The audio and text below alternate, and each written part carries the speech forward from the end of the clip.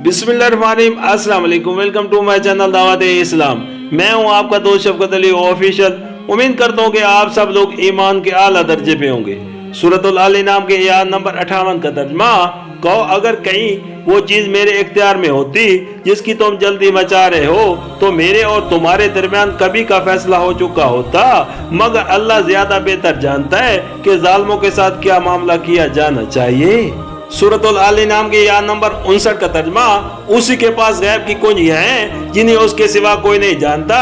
बैरोबार में जो कुछ है सबसे वो वाकिफ है।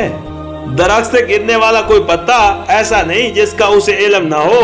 जमीन के तारीखी पर्दों पे कोई दाना ऐसा नहीं जिससे वो बाखबर ना हो।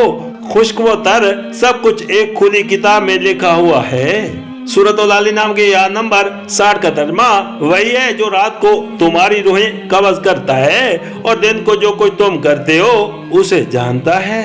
फिर दूसरे रोज वो तुम्हें उसी कारोबार के आलम में वापस भेज देता है ताकि जिंदगी की मुकर्रर मुद्दत पूरी हो। आखिरकार उसी की तरफ तुम्हारी वापसी है। फिर वो तुम्हें बता देगा कि तुम क्या करते रहे हो। सूरतुल अल नाम के आयत नंबर 61 का तर्जुमा, अपने बंदों पर वो पूरी कुदरत रखता है और तुम पर निगरानी करने वाले मुकर्रर करके भेजता है, यहाँ तक कि जब तुम में से किसी की मौत का वक्त आ जाता है तो उसके भेजे हुए फिरिश्ते उसकी जान निकाल लेते हैं और अपना फर्ज अंजाम देने में जरा कोताही नहीं करते।